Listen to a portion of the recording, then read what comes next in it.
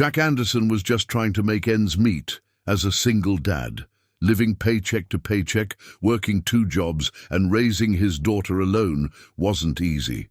But everything changed the morning he saw the train derail. Without thinking, he ran straight into the smoking wreckage. Minutes later, he emerged carrying a woman to safety. She whispered, "Thank you," and vanished into the chaos. Jack thought that was the end of it. Then, 3 days later, a private jet landed in the empty field behind his house. The mysterious woman had returned, and she wasn't just any ordinary passenger from that train. But why would someone powerful enough to send a private jet disappear after being rescued, only to track down their savior days later? Before we jump back in, tell us where you're tuning in from. And if this story touches you, make sure you're subscribed, because tomorrow I've saved something extra special for you. The stack of bills on Jack Anderson's kitchen counter seemed to grow taller every morning, like weeds in an untended garden. He shuffled through them in the pre-dawn light, sorting them into 2 piles. Absolutely must pay now, and might be able to hold off another week.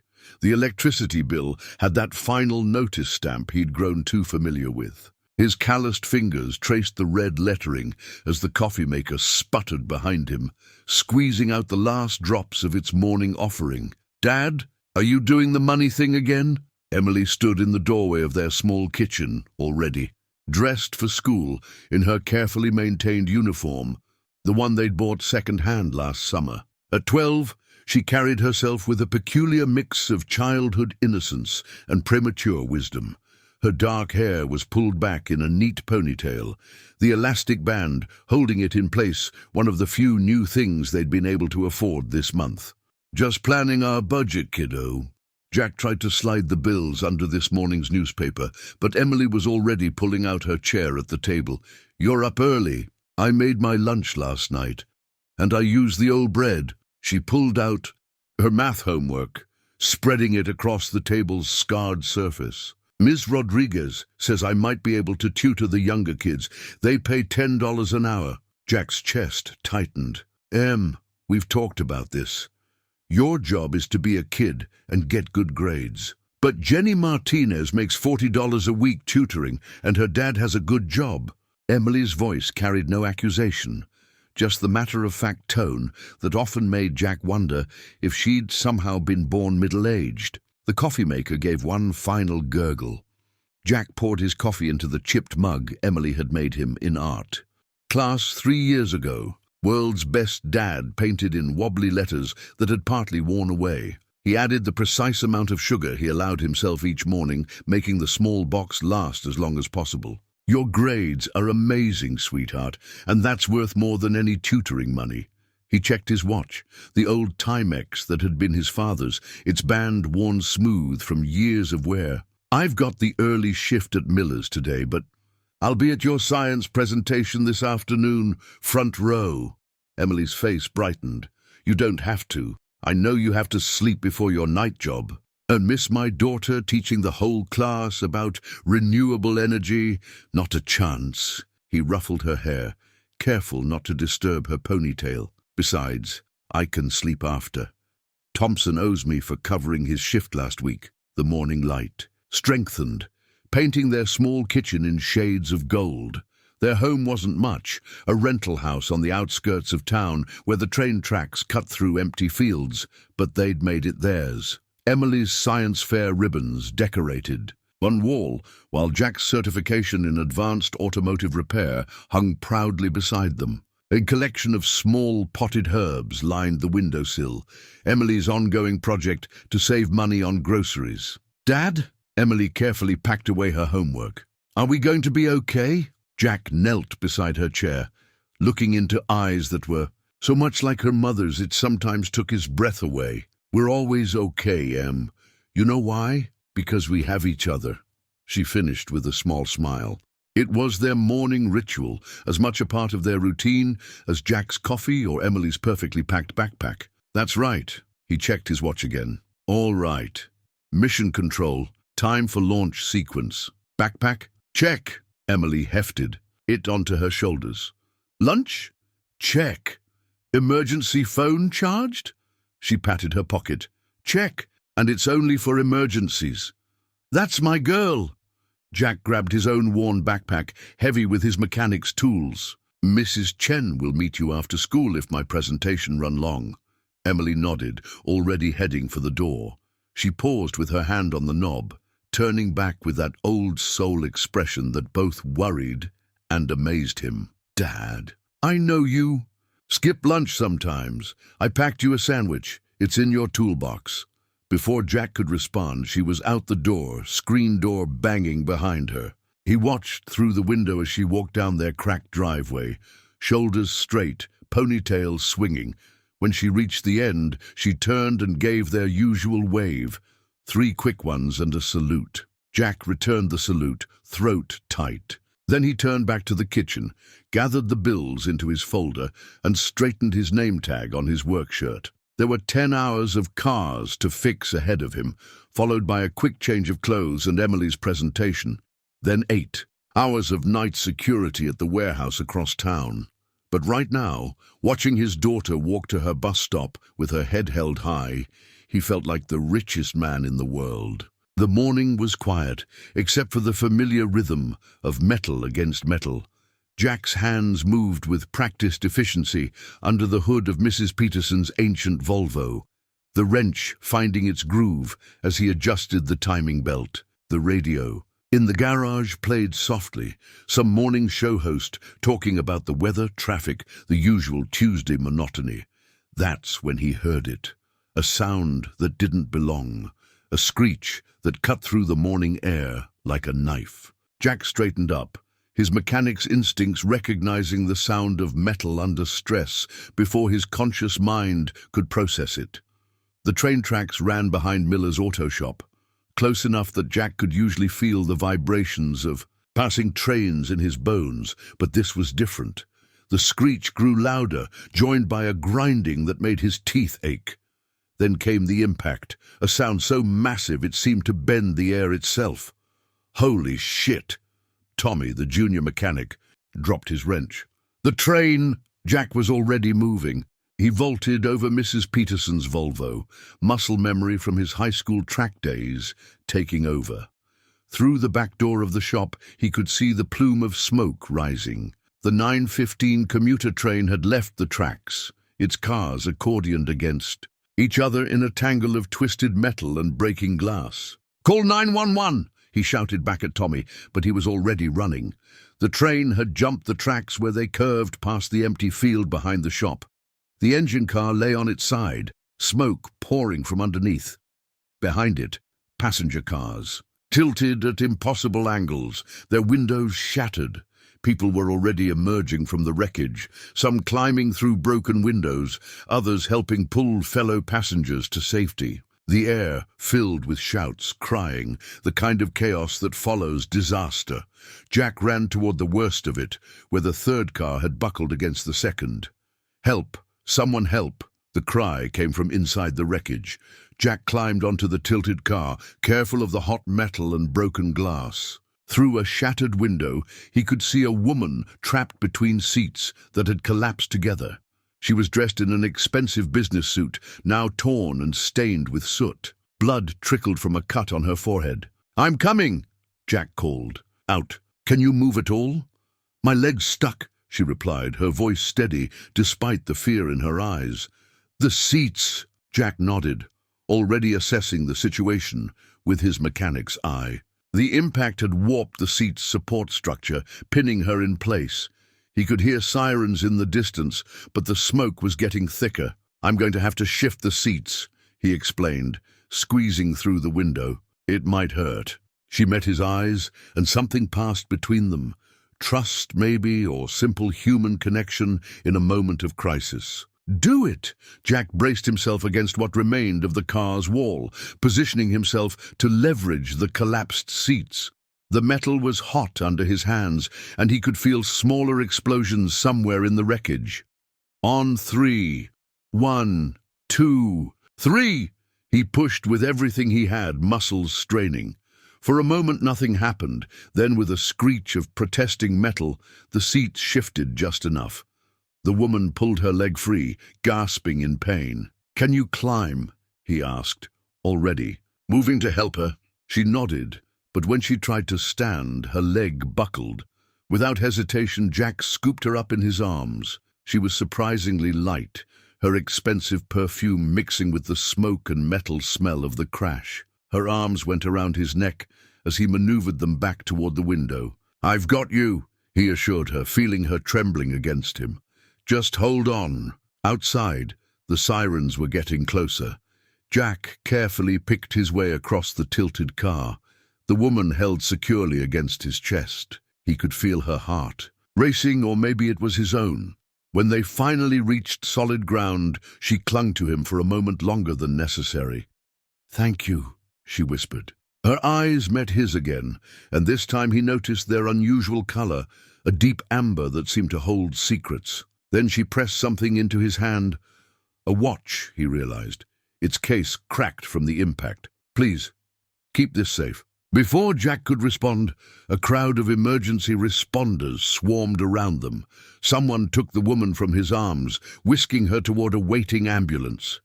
Jack tried to follow, to make sure she was all right, but more cries for help pulled him back toward the wreckage. For the next hour, he helped where he could, pulling people from the train, comforting the injured until paramedics could reach them. By the time the last passenger was evacuated, his clothes were covered in soot and his muscles ached. The watch in his pocket felt heavy, its weight a reminder of amber eyes and whispered thanks. It wasn't until later, cleaning up at the shop, that Jack really looked at the watch. It was unlike anything he'd ever seen. The case made of some dark metal. He couldn't identify, the face marked with symbols rather than numbers. When he tried to open it to check the damage, the case wouldn't budge. "Mr. Anderson," a police officer stood in the doorway of the shop. "We need your statement about the rescue." Jack slipped the watch back into his pocket, an inexplicable urge to keep it private overwhelming him. "Of course, officer." As he described the events of the morning, Jack couldn't shake the feeling that something extraordinary had begun. Something that went beyond a simple train crash and rescue. The watch in his pocket seemed to pulse with possibility, like a key waiting to unlock a door he hadn't known existed. The next morning's newspaper sat on Jack's kitchen counter, his own face staring back at him from the front page. "Local mechanic becomes hero," the headline declared. The photo showed him covered in soot, helping an elderly man away from the wreckage. He'd barely noticed the cameras at the time. "You're famous." Emily clutched her phone, scrolling through social media posts. "Look, you're trending. Someone made a video of you carrying that lady out of the train." Jack poured his coffee, trying to ignore both the newspaper and his daughter's excitement. "I just did what anyone would do, Em." "The news doesn't think so." She held up her phone. "They're calling you the blue-collar hero. And look, there are already 3 interview requests on our answering machine." "Which we're ignoring," Jack said firmly, checking his watch, his old Timex, not the mysterious one from yesterday. That one sat hidden in his toolbox, wrapped in an old rag. Something about it made him uneasy, like holding a secret he hadn't agreed to keep. A knock at the door interrupted his thoughts. Through the window, he could see a news van parked outside. "Back door," he told Emily, grabbing their bags. She nodded, already understanding. They'd perfected their escape route after the first reporters showed up last night. At work, it wasn't much better. People kept dropping by the shop, ostensibly with car troubles, but really hoping to meet the hero mechanic. Tommy had started, charging them for autographs as a joke until Jack made him stop. "You should milk this, man," Tommy said during lunch break. "Morning shows pay for interviews. Could help with, you know." He gestured vaguely. But Jack knew he meant the financial struggles everyone at the shop quietly knew about. "I'm not interested in being a celebrity," Jack replied, pulling out the sandwich Emily had packed him. "I just want things to go back to normal." But normal seemed increasingly distant. That afternoon, while working under a Toyota, Jack felt someone watching him. When he rolled out, he caught a glimpse of a man in an expensive suit walking quickly away from the shop. An hour later, a sleek black car drove past, twice. "Dad?" Emily's voice came from the shop entrance after school. She held up her phone again, but this time her expression was serious. "Someone's been asking about you online." "About Mom." Jack wiped his hands, frowning. Emily's mother was a subject they rarely discussed. Her abandonment 6 years ago had left wounds that were still healing. "What do you mean?" "There are these comments on the news articles, really specific questions about when Mom left, where she went. It's creepy." Jack took the phone, scanning the comments. They were detailed, too detailed for random internet curiosity. One asked about Sarah Anderson's last known location in Vancouver. They hadn't told anyone she'd gone to Canada. A chill ran down his spine. He thought about the man in the suit, the black car, the watch hidden in his toolbox. Something bigger was happening, something beyond viral videos and local news stories. "New rule," he said, handing the phone back. "No social media for a few days, okay? At least until this dies." "Down." Emily nodded, but her eyes were worried. "Is everything okay?" "Of course, kiddo." He forced a smile. "Just not a fan of all this attention." That night, after Emily was asleep, Jack retrieved the watch from his toolbox. In the quiet of their small living room, its presence felt heavier than ever. The strange symbols seemed to shift in the dim light, almost like they were trying to tell him something. He attempted once again to open the case, this time using his professional tools. Nothing worked. The metal remained impervious to his efforts, as if it had been forged to resist any attempt at understanding its secrets. A car drove past the house, slowing down. Through the window, Jack caught the glint of expensive black paint.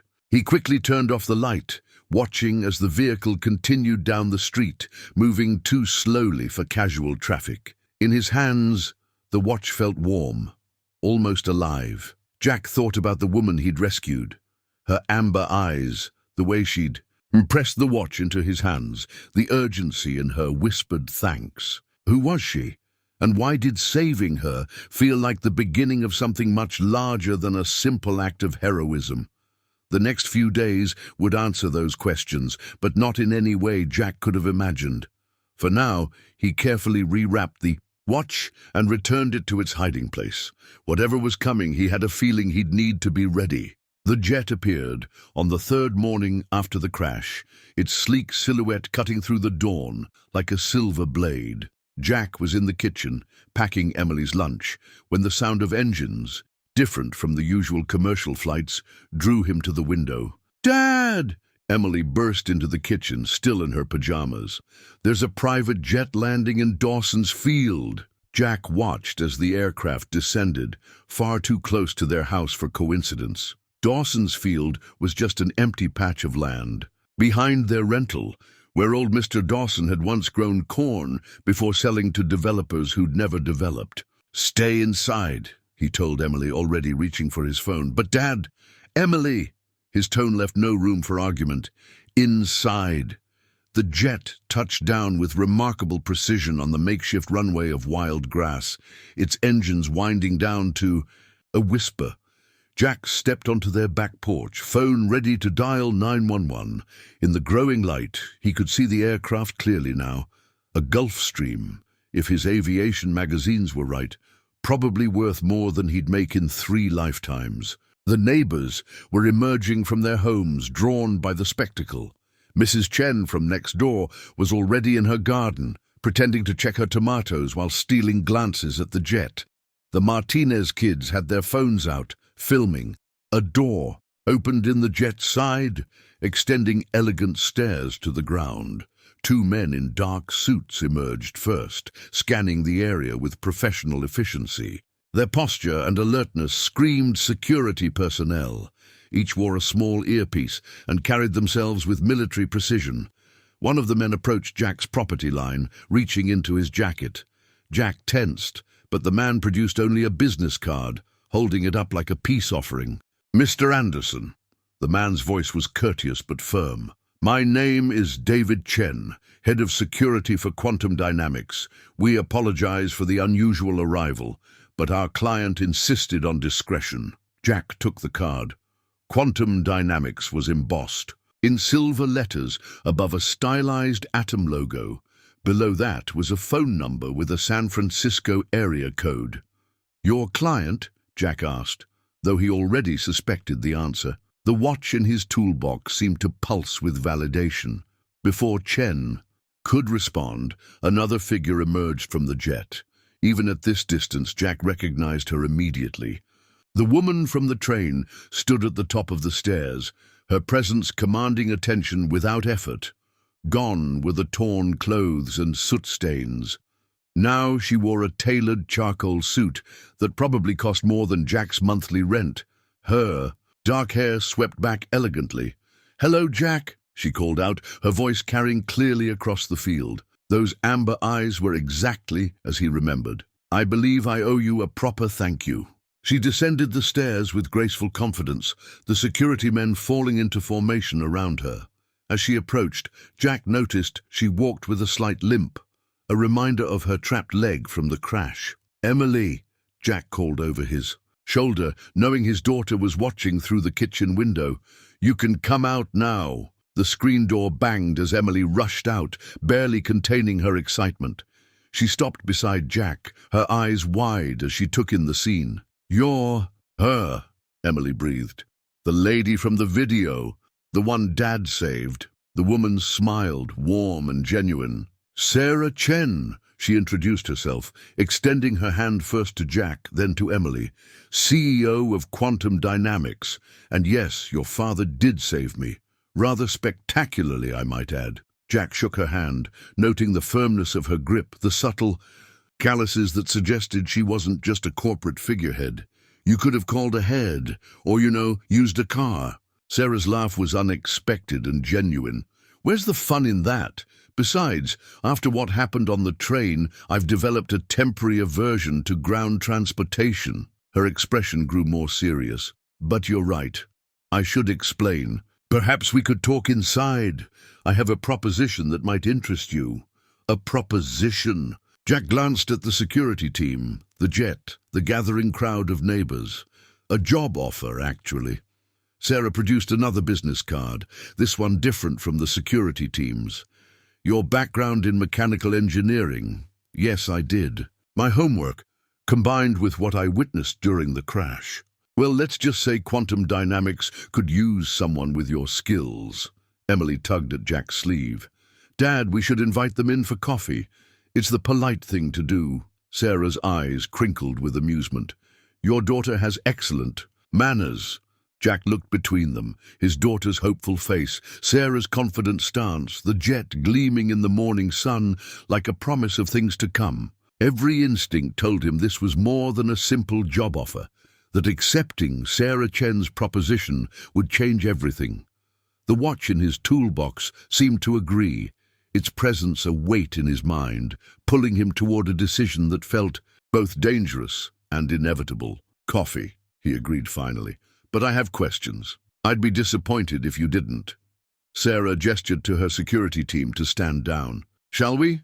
As they walked toward the house, Jack couldn't shake the feeling that he was stepping through a doorway that would close permanently behind him. But with Emily bouncing excitedly beside him and Sarah Chen's steady presence at his shoulder, he found he didn't mind that thought as much as he probably should. Jack's small kitchen had never felt quite so crowded with possibility. Sarah Chen sat at their worn table, her elegant suit a stark contrast to the chipped formica surface. She held Emily's homemade mug of coffee with the same grace she might show a fine china teacup. On the table between them lay a framed photograph, Sarah's parents on their wedding day, their young faces bright with promise. The resemblance between Sarah and her mother was striking, right down to those unusual amber eyes. "They died when I was 12, Sarah explained, her finger tracing the edge of the frame. "A car accident, officially. I was supposed to be with them that day, but I had a chess tournament. Dad insisted on keeping our schedule normal, even with everything that was happening at the company." "What was happening?" Jack asked, noting how Emily hung on every word. His daughter sat closer to Sarah than strictly necessary, clearly fascinated by their unexpected guest. Sarah's smile held a shadow of old pain. "Have you ever heard of temporal mechanics, Jack?" He shook his head. "Sounds like science fiction. That's what most people think, but my father—" She reached into her bag, pulling out a tablet. With a few taps, she brought up an old newspaper article. The headline read, "Quantum Dynamics Founder Claims Breakthrough in Time Manipulation." Emily leaned forward. "Time manipulation, like time travel?" "Not exactly." Sarah set down her coffee. "More like time architecture. My father believed time wasn't a straight line, but a building with many rooms. He developed theories about accessing those rooms, moving between them. Everyone thought he was brilliant but mad. Until, Jack prompted, sensing the weight of revelation in her pause, until he proved it worked. Sarah's voice dropped. "The watch you saved from the train. It's a prototype, the only one that survived the fire that destroyed his lab the night they died." Jack thought of the strange watch in his toolbox, its undecipherable symbols and unopenable case. "That's why you disappeared so quickly after the crash. You couldn't let anyone find it." Sarah nodded. "There are people who've spent 20 years looking for that watch. People who would do anything to possess even a fraction of my father's research." She looked at Jack intently. "When I saw you run into that wreckage without hesitation, I knew you were someone special, someone I could trust." "Trust with what?" "With helping me finish what my father started." She pulled out another photograph, this one showing a teenage Sarah with her parents in what looked like a high-tech laboratory. "Quantum Dynamics isn't just another tech company. We're close to a breakthrough that could change everything. But we need someone with your particular skills." "I'm just a mechanic," Jack protested. "You're an engineer who chose to work with his hands because it let you be there for your daughter." Sarah's directness was startling. "I did my research, Jack. Full scholarship to MIT, top of your class in mechanical engineering. Then your wife left, and you gave up a promising career to raise Emily." Emily's hand found Jack's under the table, squeezing gently. "The watch isn't just a timepiece," Sarah continued. "It's a key to understanding how time itself works. But its mechanisms are unlike anything in modern engineering. We need someone who can think differently, who understands both theoretical principles and practical applications." She leaned forward. "Someone who runs into burning wreckage to save a stranger." Outside, the security team maintained their vigilant patrol of Dawson's Field. The jet's presence cast a long shadow across their small yard, like the hand of a giant clock marking a crucial hour. "What exactly are you offering?" Jack asked. "A position at Quantum Dynamics R&D facility in San Francisco, full relocation coverage, salary that would make your MIT classmates jealous, and, most importantly," Sarah smiled at Emily, "a spot at the best STEM academy on the West Coast." Emily's grip on Jack's hand tightened. "There's more at stake here than just a job offer," Sarah added softly. "My father used to say that time was like a river, not just flowing in one direction, but full of currents and eddies. Sometimes, Jack, people are brought together by those currents for a reason." The morning sun caught her amber eyes, making them seem to glow with internal fire. For a moment, Jack could almost believe in time architecture and destiny, and all the impossible things Sarah Chen represented. "I need time to think about it," he said finally. Sarah stood, smoothing her impeccable suit. "Of course, but not too much time." She placed a small white card on the table. "The watch only works within certain temporal windows. The next one opens in 3 days." As she walked toward the door, Emily called out, "Will you come back?" Sarah turned, and for a moment her professional mask slipped, revealing something softer underneath. "I have a feeling we'll be seeing a lot of each other, Emily. Some connections are meant to be." After she left, Jack and Emily sat in silence, looking at the 2 photographs she'd left behind, deliberate breadcrumbs on a trail leading to something larger than themselves. "Dad?" Emily picked up the white card. It held only a phone number printed in elegant silver script. "I think we should say yes." Jack looked at his daughter, seeing in her eyes the same curiosity and courage he'd recognized in Sarah Chen. "We'll see, kiddo, we'll see." The contract sat on Jack's kitchen table like a sleeping giant. 20 pages of legal language and promises, printed on expensive paper with the Quantum Dynamics logo embossed in silver at the top. Next to it lay the watch, finally retrieved from his toolbox, its mysterious symbols catching the afternoon light. "The basic terms are straightforward," Sarah explained, her finger trailing down the first page.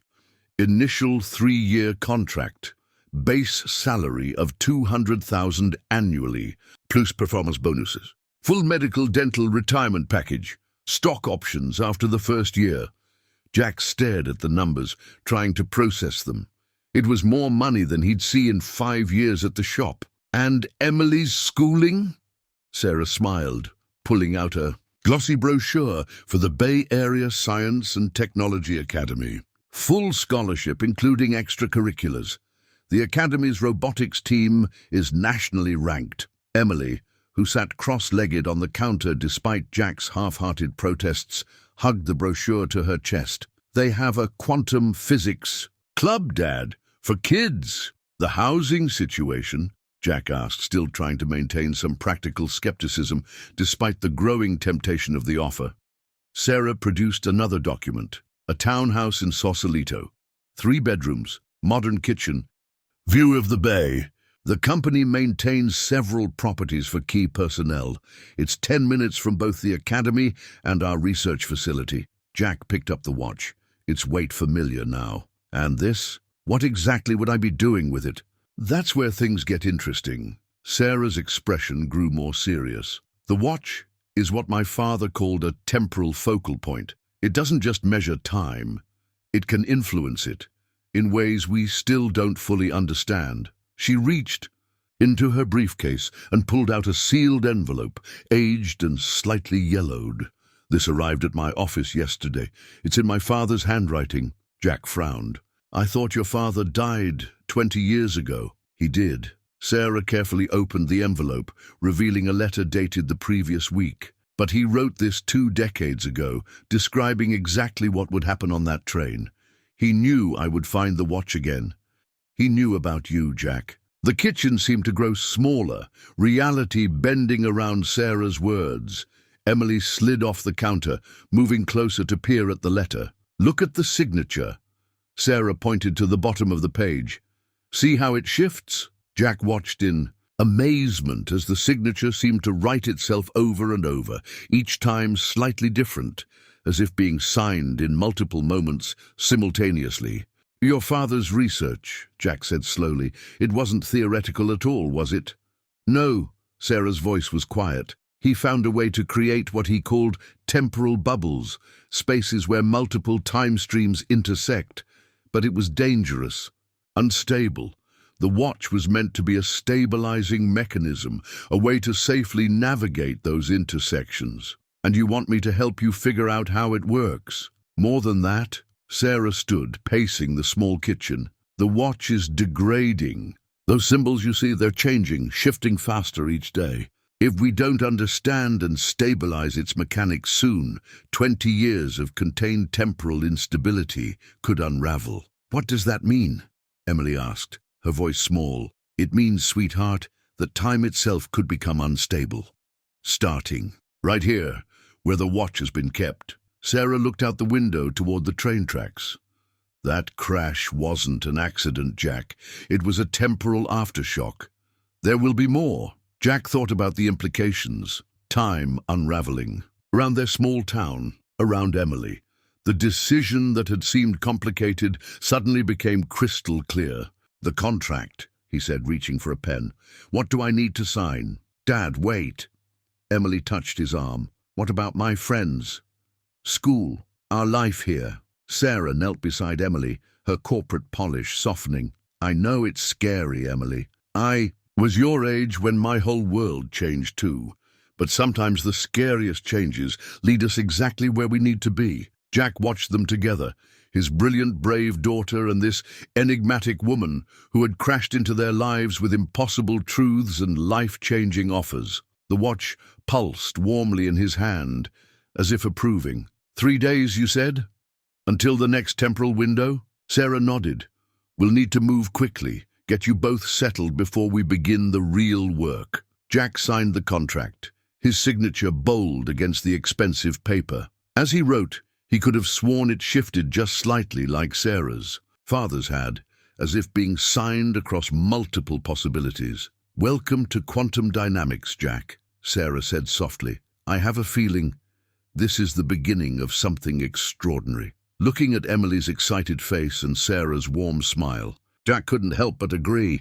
Emily's journal lay open on her bed, its pages filled with her careful handwriting. She'd started making lists, things to pack, things to leave behind, things she'd miss. Under Miss Most, she'd written Mrs. Chen's garden and the treehouse.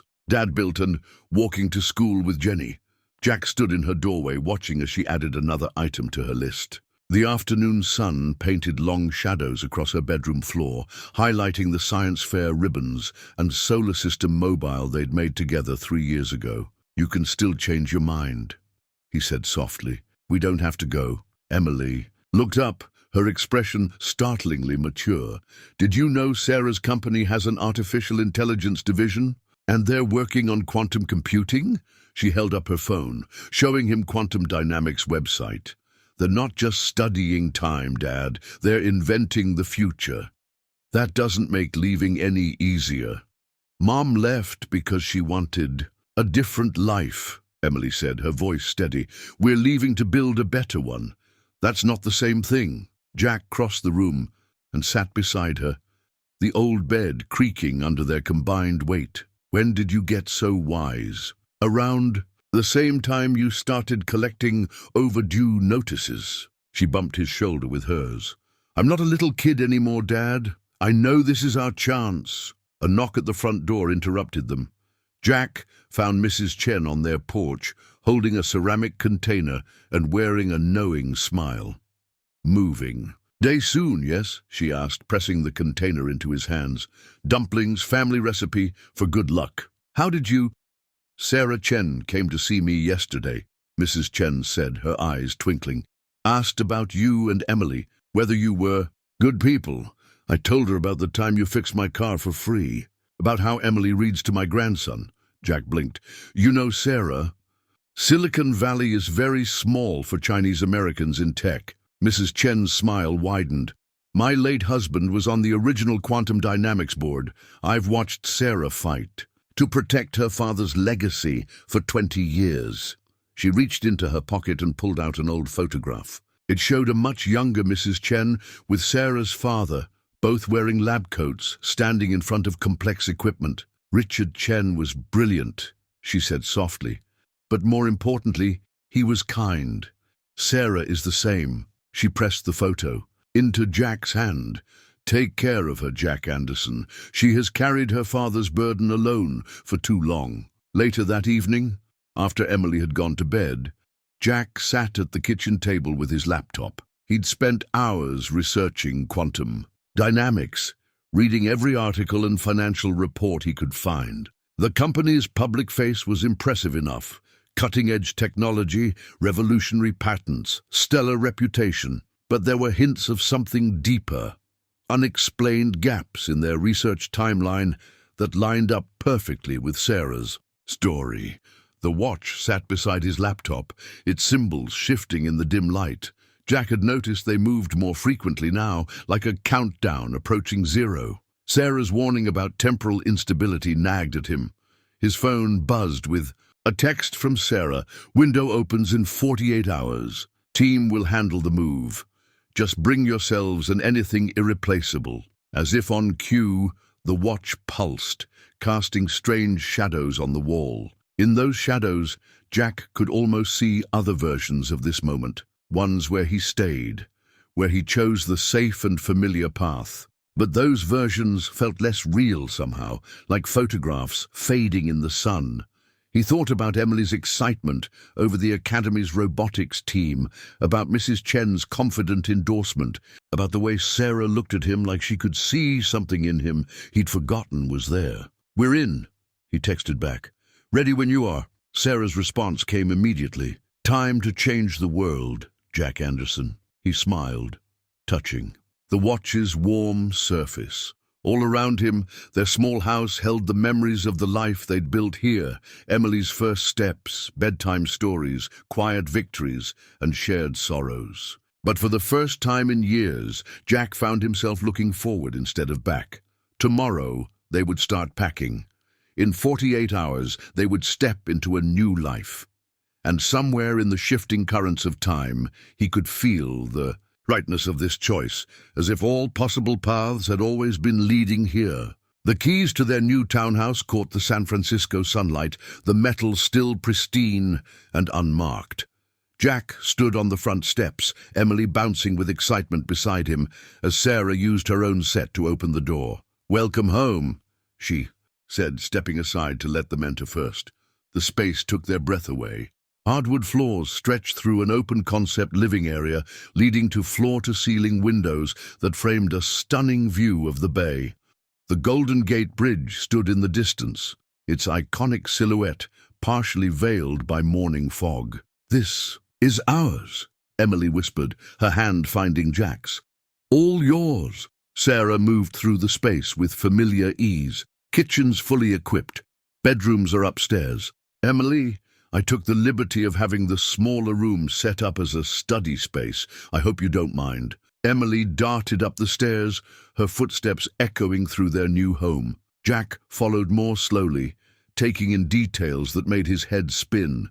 Smart home features, high-end appliances, furniture that probably cost more than his old car. "Sarah, this is too much." "It's not charity, Jack." She touched his arm lightly. "It's investment in talent." Speaking of which, she checked her watch. A normal one, he noticed. "Ready to see the lab?" The quantum dynamics research facility was a 20-minute drive up the coast. The building looked deceptively simple from the outside. A low-rise structure of glass and steel nestled into the hillside. But as they passed through multiple security checkpoints, Jack began to understand the scope of what he'd signed up for. "Retinal scan confirmed." "Welcome, Mr. Anderson," the final security gate announced. Sarah led them into what looked like an ordinary elevator. "Sub-level 3, she commanded. The elevator descended smoothly, then moved sideways, then descended again. Emily grabbed Jack's hand, grinning with delight. The doors opened onto a scene from science fiction, a vast, circular chamber housed dozens of workstations, each focused on different aspects of temporal research. Holographic displays showed complex equations floating in the air. In the center, a massive device hummed with barely contained energy. "The temporal core," Sarah explained. "My father's original design, upgraded with modern technology. It's what powers our research into time architecture." A team of scientists looked up as they entered, their expressions mixture of curiosity and respect. A tall man with silver hair approached, his lab coat impeccable.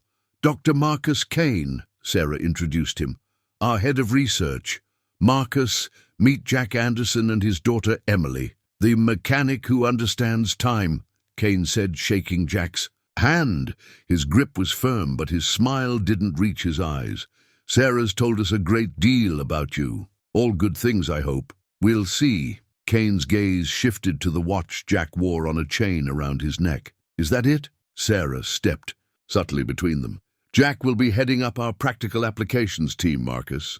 The watch is his primary project." "Of course."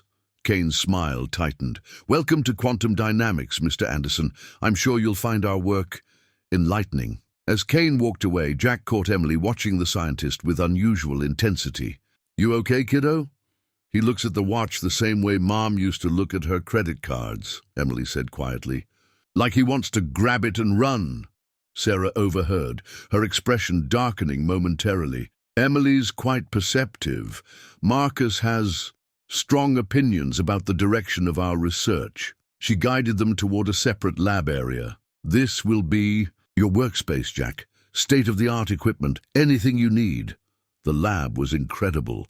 Every tool he could imagine, and some he couldn't even identify. A workbench dominated the center, its surface equipped with holographic interfaces and precision instruments. "The temporal window opens in 6 hours, Sarah said, her voice low. "Once it does, we can begin examining the watch properly. Until then—" She produced 2 security badges. "Why don't you two get settled in? The cafe on level 1 has excellent pancakes." As they headed to the elevator, Emily tugged Jack's sleeve. "Dad, I think this is going to be more complicated than fixing cars." Jack touched the watch at his neck, feeling its steady warmth. Through the lab's windows, he could see Kane watching them from his office. "I think you're right, kiddo." He smiled down at her. "Good thing we're good with complicated." The elevator doors closed on their reflection. Father and daughter. On the brink of a new life, the San Francisco fog rolling in behind them like time itself, full of mysteries waiting to be unlocked. The old newspaper article was yellowed with age, its edges crumbling. Jack found it buried in Quantum Dynamics' digital archives, a small item from 20 years ago that most people would have overlooked. Tech pioneer and wife die in laboratory. Accident. The photo showed a younger Richard Chen, standing proudly in front of the original temporal core, Sarah barely visible in the background. But it was the detail in the 4th paragraph that caught Jack's eye. Investigators noted unusual mechanical failures in multiple safety systems, all occurring simultaneously. "Finding some light reading?" Jack startled. Sarah stood in the doorway of his lab, looking more tired than he'd ever seen her. 3 days of working with the watch had taken their toll on everyone. "Your father's death wasn't an accident, was it?" Sarah closed the door, engaging the privacy protocols. The lab's windows turned opaque, and a soft hum indicated the activation of anti-surveillance measures. What gave it away? The mechanical failures. Jack gestured to his workbench, where he'd been studying the watch's internal structure through holographic imaging. "They're almost identical to what I'm seeing in the watch's degradation pattern. Someone deliberately sabotaged both." Sarah sank into a chair, the weight of 20 years of secrets visible in her posture. "I was supposed to be there that night. Dad was going to show me something. He said it would change everything. But Kane convinced him to run one more test first." "Kane?" Jack straightened. "Dr. Kane was there." "He was my father's protégé." Sarah's laugh held no humor.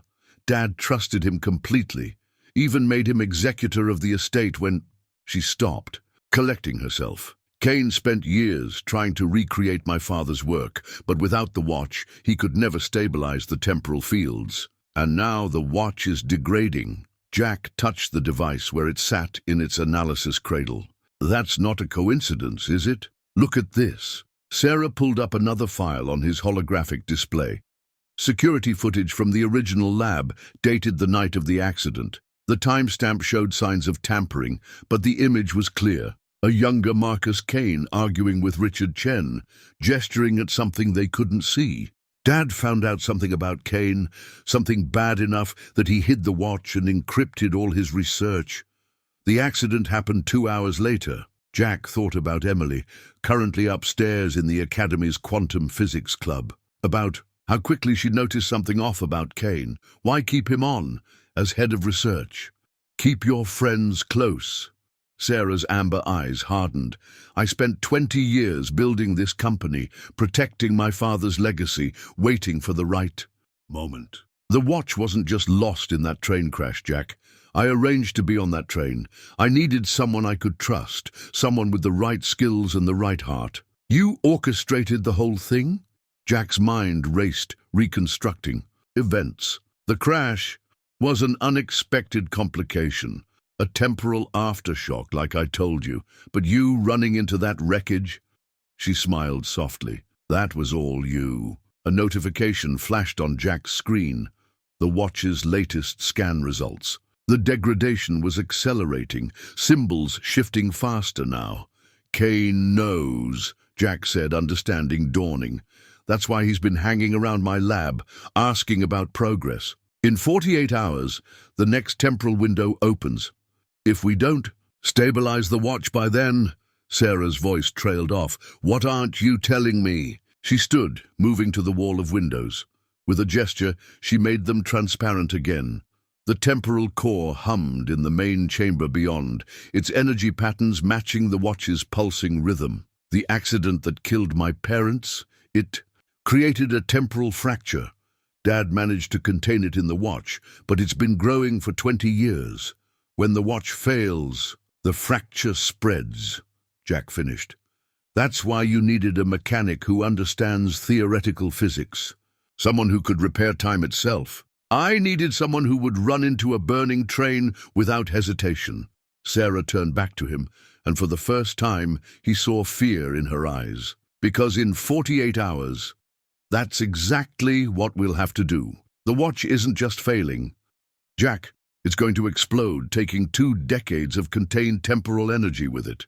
And Kane, we'll try to harness that energy instead of containing it. He never understood.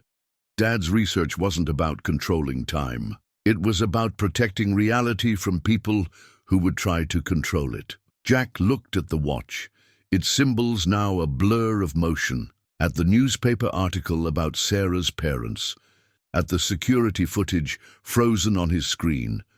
Everything connected, a machine with parts he was only beginning to understand. What do you need me to do? Sarah's answering smile held equal parts relief and determination. Help me save the world, Jack Anderson. Just like you saved me. The watch pulsed, as if, in agreement, its light casting strange shadows that seemed to move against time's natural flow. The technical report filled Jack's holographic display, pages of data from the night Richard Chen died. Sarah had finally given him full access to the classified files, and what he found made his blood run cold. Emily. He zoomed in on a particular section of data. Where's Emily right now? Sarah was already checking her phone. Quantum Physics Club ended 10 minutes ago. She should be... The lab door burst open. Emily ran in, clutching her tablet. Dad, you have to see this. Jack caught her, noting her flushed cheeks and wild eyes. Slow down, kiddo. What's wrong? I was in the quantum lab, and Dr. Kane was showing us temporal theory, but look, she thrust her tablet forward. On it, she'd drawn a diagram that made Jack's heart stop. It was nearly identical to one in Richard Chen's accident report. Emily, Sarah said carefully, how did you come up with this? Dr. Kane said it was a thought experiment about how time could be... Emily's voice trailed off as she saw the holographic display. That's the same diagram. Jack pulled his daughter close, sharing a look with Sarah. Tell us exactly what, Kane said. He was talking about temporal extraction, taking time from one moment and moving it to another. He said... Emily frowned, concentrating. He said sometimes you have to break something to fix it. That Richard Chen didn't understand that. Sarah's hands clenched. He's preparing them, teaching temporal theory to children, so when the fracture happens, they'll think it's normal, Jack finished. Part of the experiment. The watch pulsed. In its cradle, drawing their attention. Its symbols were moving so fast now they were almost a blur, but Emily stepped closer, squinting. Those aren't random, she said suddenly. Look, they repeat every 7th sequence. It's a pattern inside a pattern. Jack and Sarah moved to the display. Emily was right. There was a subtle rhythm to the chaos, like a heartbeat hidden in static. Your father's notes, Jack said to Sarah. He wrote about temporal harmonics. What if the watch isn't just containing the fracture? What if it's trying to heal it? Sarah's eyes widened. Like a temporal immune system. But it's failing, Emily added, her voice small. Like when I had pneumonia and needed medicine to help my immune system fight back. Jack stared at his daughter, an impossible idea forming. Sarah, you said your father arranged to have you away from the lab that night, at a chess tournament. Yes, but Emily's been seeing patterns we missed, understanding concepts immediately that took us days to grasp. He pulled up Kane's personnel file. Kane was your father's protégé, but he never managed to recreate the research. What if he couldn't because he didn't have the right kind of mind? Sarah caught on. A mind that could see time differently. Dad used to say children understood time better than adults because they hadn't learned to be linear yet. She looked at Emily with new understanding. That's why he made sure I was at a chess tournament. He was testing my temporal aptitude. And now Kane is doing the same thing, Jack said grimly. Screening the quantum physics club for children who might be temporally sensitive. The watches pulsing suddenly synchronized with the temporal core's hum. Through the lab windows, they could see scientists rushing to their stations as alerts began to sound. The windows opening early, Sarah breathed. Kane's forcing it. How long? Hours, instead of days. She was already moving, initiating emergency protocols. He must have found something in the data we uploaded. Emily tugged Jack's sleeve. Dad, I think I know how to fix the watch, but you're not going to like it. Jack knelt before his daughter, seeing in her face the same determination he'd seen in the mirror the day he'd run into a burning train. Tell me. The symbols aren't just a pattern. They're a map of time itself, but to read it properly, she touched the watch gently. Someone has to be inside the temporal field when it peaks. No, Jack and Sarah said simultaneously. It has to be me. Emily's voice was steady. I can see the patterns and... She hesitated. I've been dreaming about this. About a man with amber eyes telling me it would be okay. Sarah gasped softly. My father. An alarm blared through the facility. On Jack's display, the watch's readings were approaching critical levels. Through the windows they could see Kane entering the main chamber, moving toward the temporal core with purpose. We're out of time, Sarah said, the irony not lost on any of them. Jack looked at his daughter, his brilliant, brave daughter, who saw patterns in chaos and possibility in danger. At Sarah, who had orchestrated an impossible plan to save her father's legacy. At the watch that had brought them all together. Then, we better make every second count. The surveillance photos spread across Sarah's desk told a story of careful planning. Each image showed Kane meeting with different figures. Venture capitalists, military contractors, government officials. All taken within the past week. All focused on the same thing. The temporal core. He's been selling promises, Sarah said, her voice tight, offering them control of time itself. Jack studied one photo showing Kane with a man in an expensive suit. Who's this? Senator Morrison, head of the Defense Technology Committee. Sarah's lips curved in a humorless smile. Apparently, temporal manipulation has military applications. Of course it does. Jack ran a hand through his hair. Why fix time when you can weaponize it? A soft knock interrupted them. Emily stood in the doorway with Dr. Lisa Chen, the Quantum Physics Club's actual teacher. The older woman's face was drawn with concern. Tell them what you told me, Dr. Chen encouraged Emily. Kane's been asking us questions, Emily said, stepping into the office, about ethical decisions. He gives us scenarios if we could go back and prevent something bad, should we? Even if it meant changing everything that came after. Temporal trolley problems, Dr. Chen explained. He's been gauging their responses, noting which students show particular interest in the possibilities. Jack felt a chill. How many? 3, Emily answered. Me, Tommy Zhang, and Maria Delgado. We're the ones who see the patterns in his equations, the ones he pays special attention to. Sarah pulled up another window on her display. Security footage showed Kane in his private lab, working with 3 distinct workstations. He's preparing for them, but why? She stopped, understanding dawning. The fracture needs multiple anchor points to stabilize it, Jack finished, or in his case, to control it. Sarah stood abruptly. He's not trying to prevent the temporal explosion. He's trying to harness it, using temporally sensitive children as focal points. Dr. Chen made a small, distressed sound. That would kill them. It would do worse than that. Jack thought of the watch's pulsing symbols, the pattern Emily had recognized. It would trap them in the fracture. Their consciousness would be caught in the moment of the explosion, experiencing it forever. Emily shivered and Jack pulled her close. That's what happened to Sarah's dad, isn't it? He's not dead, he's trapped. The watch hummed from its cradle, as if confirming her theory. Sarah touched its surface gently. Dad knew this might happen. That's why he left the letter, why he made sure the watch would find its way to someone who could understand its mechanics. And someone who could read its message, Emily added quietly. A notification flashed on Sarah's screen, an alert from facility security. Kane had called an emergency board meeting for the following morning. He's making his move, Sarah said. The board never trusted my leadership. Too young, too focused on theoretical applications instead of profit. If he convinces them the temporal window is a now or never opportunity, they'll give him control of the project, Jack finished. We have to stop him. Emily's voice was fierce. We can't let him hurt Tommy and Maria. Jack shared a look with Sarah. His daughter's protective instinct reminded him of running into a burning train. The same certainty, the same disregard for personal safety. Dr. Chen, Sarah said carefully, how would you feel about an impromptu field trip for the Quantum Physics Club?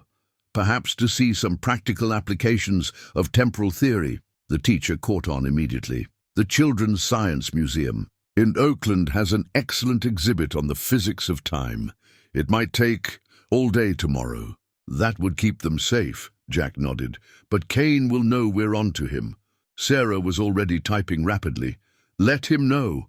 Right now, we need time. She paused, laughing shortly. The one thing we're shortest on. Through the office windows, they could see Kane in the main chamber, working at the temporal core. His movements were precise, confident, a man certain of his victory. Dad? Emily touched the watch, her small fingers tracing its symbols. I think Mr. Chen is trying to tell us something. The patterns are changing. They all leaned in, watching as the symbols shifted. For a moment, they seemed to stabilize into a recognizable sequence. That's not possible, Sarah breathed. That's the original containment protocol, Dad's emergency failsafe. Can we use it? Jack asked. Not without understanding exactly how it works. One wrong calculation and we could make the fracture worse. Emily's face set in a familiar expression of determination. Then we better figure it out fast, because I'm not letting Kane hurt my friends. The watch pulsed once, strong and clear, like a heartbeat finding its rhythm. In that moment, Jack saw their path forward, not through corporate maneuvering or temporal manipulation, but through the simple human desire to protect what mattered. Okay, he said, let's save the world. Again. The security badge in Jack's hand felt unusually heavy as he swiped into the main chamber. Red warning lights pulsed throughout the facility, matching the increasingly unstable rhythm of the watch. Kane stood at the temporal core's main console, his silver hair gleaming in the emergency lighting.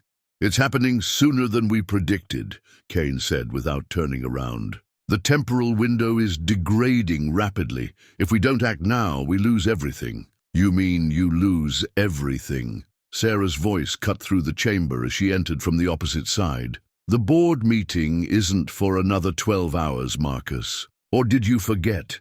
Kane finally turned, his face a mask of professional concern. Sarah, you're letting emotion cloud your judgment. Your father's research was always meant for this moment. The ability to control time itself was never the point, Jack interrupted, moving to the nearest workstation. His security badge, courtesy of Sarah's override, gave him full access. Richard Chen wanted to protect reality, not control it. A mechanic presuming to understand Richard Chen's vision? Kane's smile was razor-sharp. How far we've fallen. The temporal core's hum increased, making their teeth vibrate. On Jack's screen, readings spiraled toward critical levels. Where's Emily? Kane asked suddenly, his casual tone not quite hiding his intensity. And the other children from the Quantum Physics Club? They should be here for this historic moment. Safe, Sarah said firmly.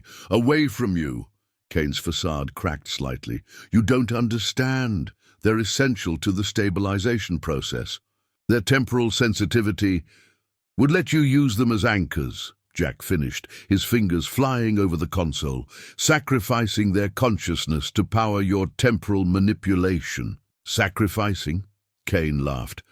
I'm offering them immortality, frozen at the moment of infinite possibility. Like you offered my father, Sarah's voice shook with 20 years of contained rage. Is that what you told him before you sabotaged the containment field? The watch pulsed violently in its cradle beside Jack's workstation. The symbols had almost stabilized into the fail-safe sequence Emily had spotted, but something was still missing. Kane moved with surprising speed for his age, pulling a small device from his pocket. I had hoped to do this properly, with board approval and suitable documentation, but you leave me no choice. The device hummed to life, and suddenly the temporal readings throughout the facility spiked dramatically. The temporal core's gentle blue glow turned an angry red. "What have you done?" Sarah demanded. "Accelerated the degradation." Kane's eyes gleamed with fervor. "The window will open in minutes, not hours, and without the children to serve as focal points, the temporal energy will tear this facility apart. Unless we give you control," Jack finished. "Let you implement your version of the containment protocol." "Tick-tock," Kane smiled. "What's it going to be?" Jack's hand moved to his earpiece, pressing it twice. A soft click answered him. "Actually," he said, "I have a better idea." The ventilation shaft above them burst open. Emily dropped down on a safety harness, landing lightly between her father and the core. In her hands, she held her tablet, connected directly to the facility's mainframe. "Emily," Kane's voice held genuine delight. "I knew you'd understand the importance." "I understand you're trapped in the past," Emily cut him off, her young voice steady. "Like Mr. Chen, but different. He's trapped in a moment of protection. You're trapped in a moment of ambition." She turned to the core's display, her fingers dancing across the interface. The symbols from the watch suddenly appeared on the main screen, but now they were moving in perfect synchronization with Emily's input. The failsafe wasn't just a protocol, she explained, as much to her father and Sarah as to Kane. It was a key, and the lock isn't in the core. It's in time itself. The watch began to vibrate, its symbols finally stabilizing into a clear pattern. In the core, the angry red energy started to swirl, forming a distinct spiral. "No!" Kane lunged forward, but Jack was faster, intercepting him. They grappled as Sarah rushed to Emily's side. "The pattern," Emily said urgently. "Dad, it's the same one from your toolbox. The way you organize your wrenches and screwdrivers. Concentric circles, biggest to smallest. Time works the same way." Jack looked at the display while restraining Kane. She was right. The temporal energy was following the same basic organizational principle he'd used his entire career. Simple, practical, efficient. A mechanic's solution to a physicist's problem, he breathed. Sarah's hands joined Emily's on the interface. "Together, then?" The watch pulsed one final time, and in that moment, Jack could have sworn he saw Richard Chen standing behind his daughter and Sarah, his amber eyes proud and peaceful. "Now!" Emily commanded, and they activated the true containment protocol, letting time itself show them how to heal its wounds. Later, Emily would say it was like watching a broken clock repair itself. The recipe card from Mrs. Chen, written in faded Chinese characters, sat propped against the temporal core's console, not for its instructions for dumplings, but for its message scrawled on the back: "Time, like family, heals in circles." The temporal energy spiraled inward, following the pattern Emily had recognized. With each rotation, the angry red glow softened, shifting through the spectrum toward a peaceful blue. Kane struggled against Jack's hold, his composure finally shattering. "You don't understand what you're doing," he shouted. "That energy could give us control over reality itself." "You're wrong," Emily said, never taking her eyes off the display.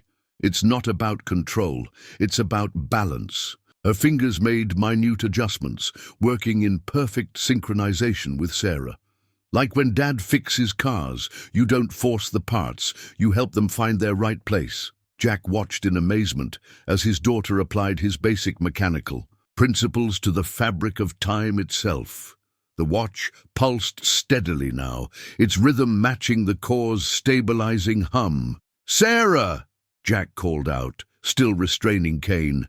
"The containment field is forming, but something's missing. It needs a focal point," Sarah finished, "a conscious mind to guide the temporal energy." She stepped toward the core, but Emily caught her arm. "Not you," Emily said softly. "Look." The air around the core shimmered, and a figure began to take shape. Richard Chen, exactly as he appeared in the old photographs. But he wasn't solid. His form shifted and flowed with the temporal currents. "Dad," Sarah whispered. Richard's image smiled, his amber eyes, so like his daughter's, full of pride and love. When he spoke, his voice seemed to come from everywhere and nowhere. "The pattern was always there," he said. In the way we fix things, build things, love things. Kane saw time as a weapon to be controlled. But you, Emily," he turned to her, his smile widening, "you saw it as something to be repaired." "Mr. Chen," Emily stepped forward, unafraid. "Are you really here?" "I'm in the moment I was meant to be in, protecting what matters most." His form flickered. "The containment field needs a guide. Someone who understands both the science and the heart of time." "You've been trapped for 20 years, Sarah protested. "Dad, you can't—" "Not trapped, Sarah. Waiting. For the right mechanic, the right child, the right moment." He looked at Jack. "Keep them safe, Mr. Anderson, all of them." Kane had gone still in Jack's grip, watching his former mentor with a mix of awe and despair. "Richard, please, we could do so much. We already have." Richard's form began to merge with the core's energy. "Emily, the final sequence. Just like fixing a clock, each gear in its place." Emily's fingers flew across the interface, and the containment field crystallized into perfect clarity. The watch's symbols aligned with the core's display, creating a complete circuit of temporal energy. "Dad!" Sarah reached for her father's fading form. "I love you, sweetheart. I'm so proud of who you've become." Richard's smile was radiant as he turned to Emily one last time. "Remember, time heals in circles. When you understand that, you can fix anything," Emily finished, echoing what Jack had taught her about mechanics. The core flared brilliantly, and Richard Chen became one with the containment field. The angry red energy transformed completely into a serene blue glow, stable and controlled. Kane sagged in Jack's grip, 20 years of obsession draining from him in an instant. Sarah stepped back from the console, tears streaming down her face. Emily took her hand, squeezing it gently. "He's not gone," Emily said with absolute certainty. "He's exactly where he needs to be, doing what he does best, protecting time itself." Jack secured Kane with the help of security, then joined his daughter and Sarah at the core. The watch had gone quiet, its symbols now moving in a steady, healthy rhythm. "What happens now?" he asked softly. Sarah wiped her eyes, straightening her shoulders. Now we do what my father always intended. We help time heal itself. Together." Emily slipped her hand into Jack's, her other hand still holding Sarah's. Around them, the temporal core hummed contentedly, like a well-maintained engine finding its perfect rhythm. The legal documents lay spread across the quantum dynamics boardroom table, evidence of Kane's conspiracy, contracts with military contractors, proof of his attempts to weaponize temporal research. Sarah stood at the head of the table, facing the board of directors with quiet confidence. "As you can see," she concluded, "Dr. Kane's actions not only violated company policy, but threatened the very fabric of reality itself." The board members exchanged glances. Harrison Wells, the eldest member, leaned forward. "This is all very dramatic, Ms. Chen, but the fact remains, your father's original vision was theoretical. Dr. Kane showed us practical applications." "Practical?" Jack stepped forward, the watch hanging from its chain around his neck. "Let me show you practical." He nodded to Emily, who activated the room's holographic display. Above the table, a three-dimensional model appeared, the modified temporal core, now running on the principles they discovered together. What you're seeing is temporal energy being properly contained and channeled, Jack explained, falling into the familiar rhythm of explaining mechanical concepts. Not forced or weaponized, but working in harmony with natural temporal flow. Emily advanced the display, showing various applications. We can use this to predict and prevent temporal aftershocks, like the train crash, to heal anomalies before they become dangerous. It's like preventive maintenance for time itself. And the profit potential? Asked Victoria Zhao, the CFO.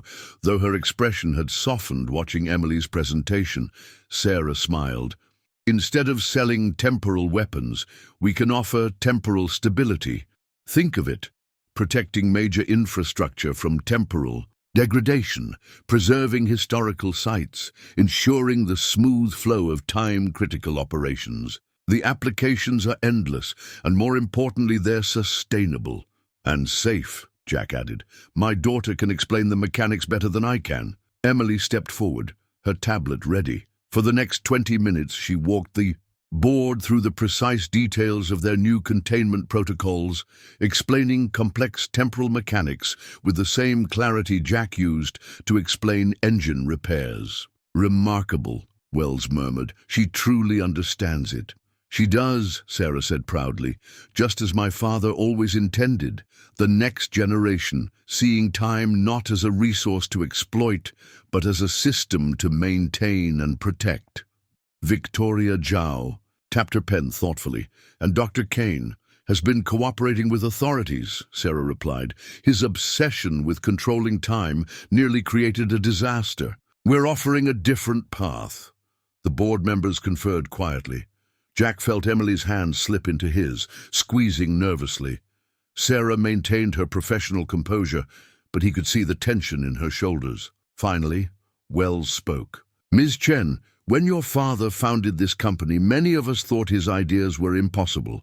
Dr. Kane seemed to offer a more practical direction. He smiled slightly. We were wrong. Your father's vision, combined with Mr. Anderson's practical expertise and your leadership, represents exactly what quantum dynamics should be.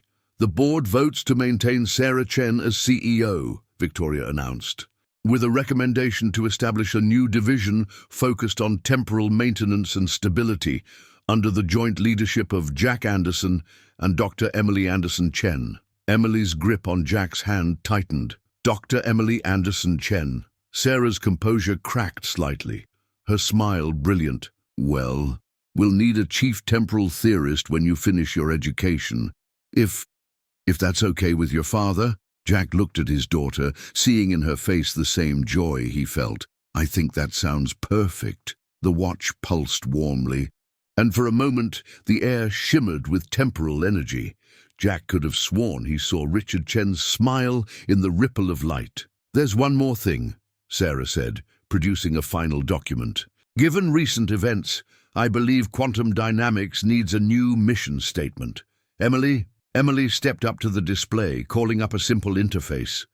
The words appeared in glowing letters above the table. Time is not a resource to be consumed, but a legacy to be protected. Through understanding, maintenance, and respect for temporal mechanics, we strive to ensure that every moment flows as it should. My father's words, Sarah explained, found in his personal journals, written the day before the accident. The day he chose to become time's protector rather than its master.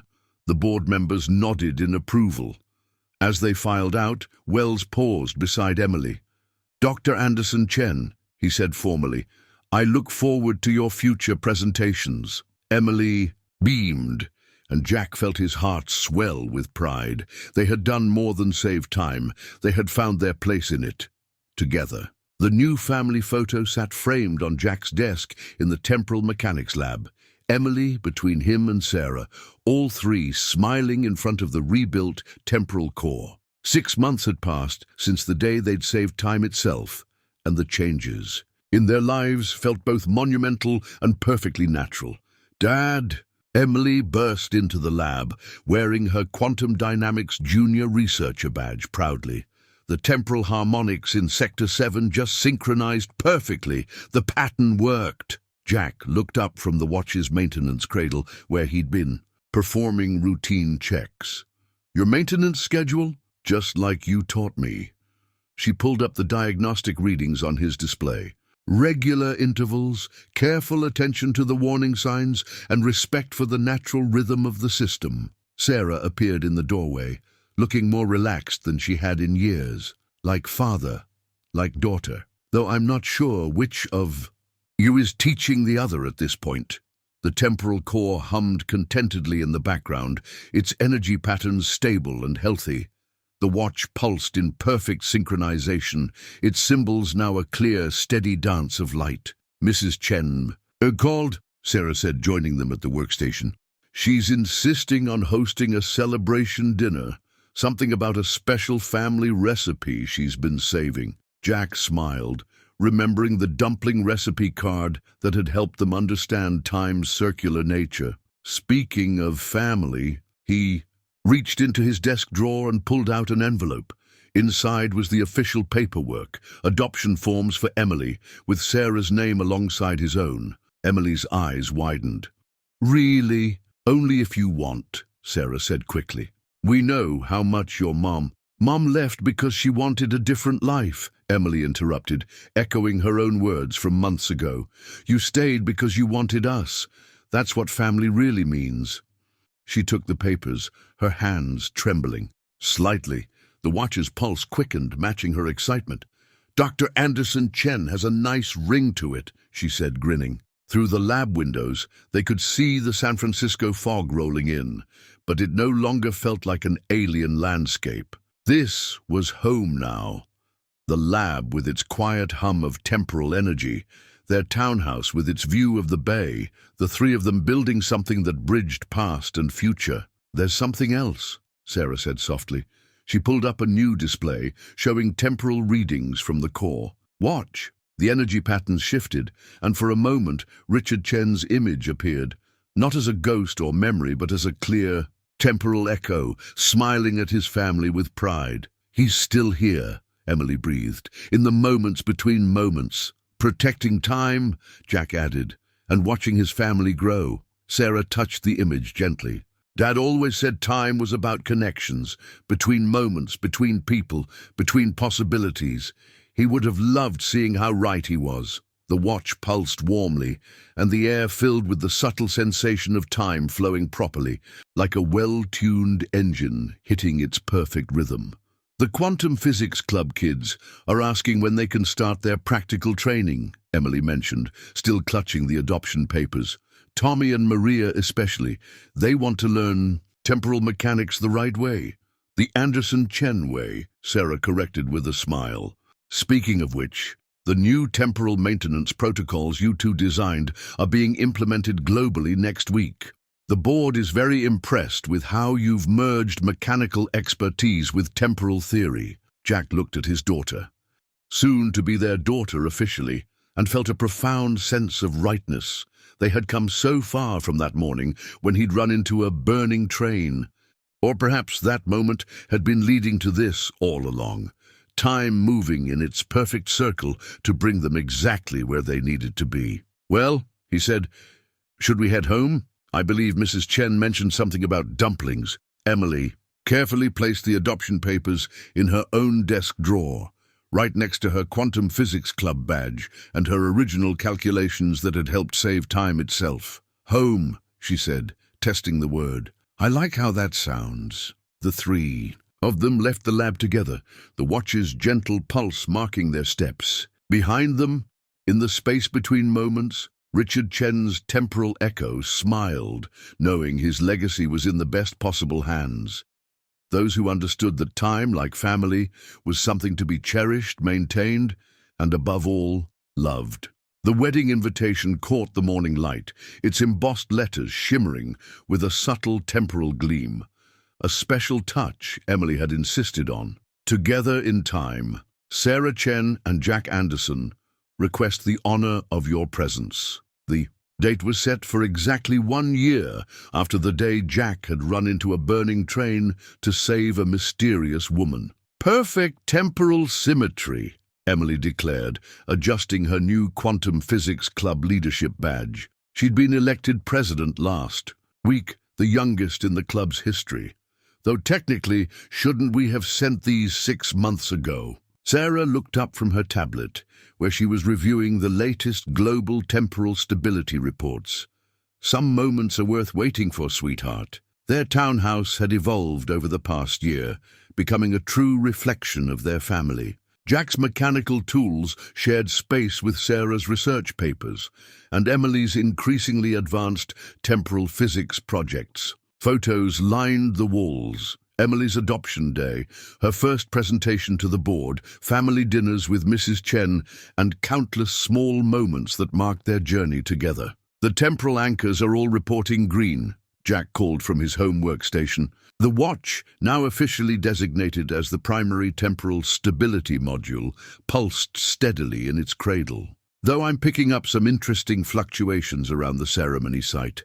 Sarah joined him at the display. "Dad's doing," she said softly. He always had a flair for special occasions. The temporal echoes of Richard Chen had become more frequent and clear over the past year, especially during significant family moments. They'd learned to recognize his presence in the subtle shifts of temporal energy, like ripples in time's smooth surface.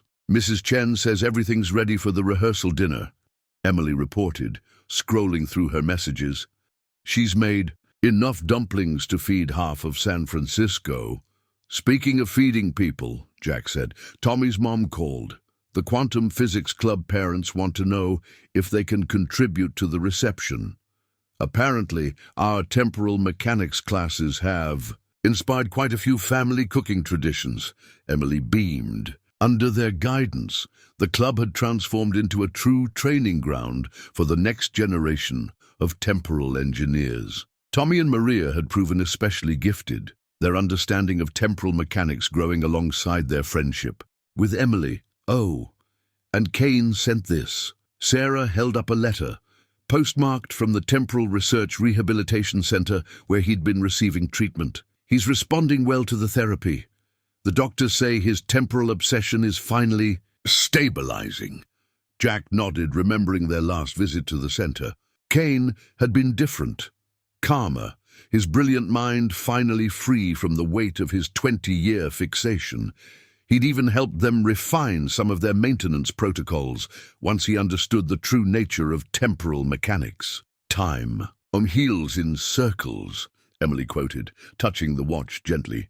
Its symbols danced under her fingers, showing the perfect flow of temporal energy throughout the facility.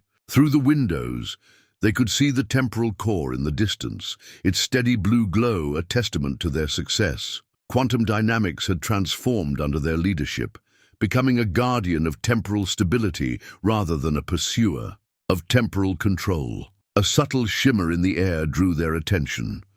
Richard Chen's temporal echo appeared clearer than ever, standing in their living room with his familiar, proud smile. "The readings," Emily gasped, checking her tablet. "Grandpa, you're almost fully synchronized." "The temporal fields are finally strong enough," Sarah explained, her eyes shining. "Dad's consciousness is aligning with our time stream more completely." Richard's image stabilized further.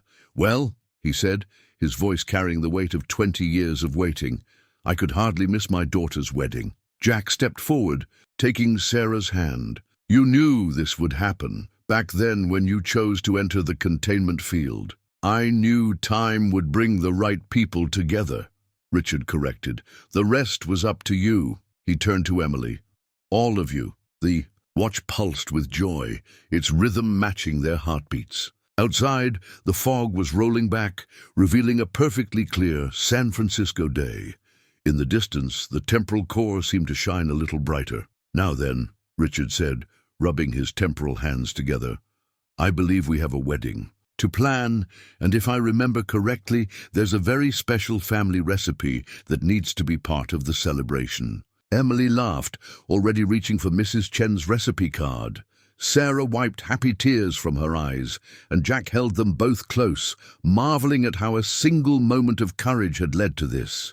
a family forged across time, bound together by love, science, and the simple wisdom of knowing that the most precious moments were the ones shared together. The model train set gleamed in its place of honor in Emily's new lab, a wedding gift from Sarah representing the moment that had brought their family together. She'd had it specially made, a perfect replica of the train that had derailed that fateful morning. But with a difference, this one ran on a circular track that emitted a soft, temporal glow. "Some things are meant to come full circle," Sarah had said when Emily unwrapped it. Now, 2 weeks after the wedding, the three of them stood in the lab, watching it make its endless journey. "Did you ever think," Jack asked, his arm around his new wife's waist, "that running into a burning train would lead to all this?" Sarah leaned into him, the watch pulsing contentedly from its permanent cradle beside Emily's workstation. "I knew you were special the moment you lifted those seats. I just didn't know how special." Emily adjusted the train's temporal field, her movements confident and precise. At 13, she'd already published her first paper on practical applications of temporal mechanics. "It's like you always say, Dad. Sometimes you have to trust the machine to tell you what it needs." Through the lab windows, San Francisco sparkled in the afternoon sun. The temporal core's steady blue glow reflected off the bay, a lighthouse for a different kind of navigation. Around the world, temporal anchors maintain the stable flow of time, guided by the principles they'd discovered together. Richard Chen's temporal echo appeared beside the train set, more solid than ever. These days, he could maintain his presence for hours, sharing stories and wisdom with his growing family. "The first rule of temporal mechanics," he said, smiling at Emily, "is that everything happens when it's supposed to, even if we don't understand the timing at first." "Like Mom leaving," Emily said thoughtfully. "If she hadn't, we wouldn't have been in the right place at the right time. Dad wouldn't have been working at Miller's near the train tracks. And I wouldn't have had the courage to trust a stranger with my father's greatest creation." Sarah added, touching the watch gently. Jack thought about the path that had led them here, from overdue bills and lonely mornings to temporal physics and a love that seemed to transcend time itself. "Sometimes the hardest moments lead us to the best ones." "Speaking of moments," Emily said, checking her tablet, "Tommy and Maria are waiting in the quantum lab. We're testing a new temporal harmonics theory today. The next generation of temporal mechanics," Richard said proudly, "leading the way to even greater discoveries." Sarah kissed Jack softly. "Go on, Dr. Anderson Chen," she told Emily. "Show them how it's done." As Emily hurried off, her lab coat fluttering behind her, Jack pulled Sarah closer. "Thank you," he said quietly. "For what?" "For crashing into my life, for giving Emily the mother she deserved, for showing us both that sometimes the most amazing adventures start with a simple act of courage." The model train completed another circuit, its temporal glow brightening momentarily. In its light, they could see endless possibilities, future discoveries, family celebrations, quiet moments of shared joy. Time stretched out before them, not as a straight line, but as an infinite circle of connected moments. "You know," Richard's echo said, watching the train, "when I first discovered temporal mechanics, I thought I was learning how to control time. But what I really discovered was how to appreciate it. Every moment, every connection, every circle. Completed." Sarah rested her head on Jack's shoulder, and they watched the train together. Father, daughter, husband, wife, past and present, intertwined in perfect harmony. Outside, the fog began its evening roll across the bay, but it no longer seemed like a barrier. Instead, it was just another part of their story's natural rhythm, like the pulse of the watch or the hum of the core or the beat of their hearts. In synchronization, the train completed another loop, right on schedule, carrying with it the promise of countless more circuits to come. In its endless journey, they saw their own story reflected. a tale of courage, family, and the remarkable discovery that sometimes the greatest mechanical principle of all is simply love, moving in its perfect circle, maintaining the most important machinery of all, the human heart.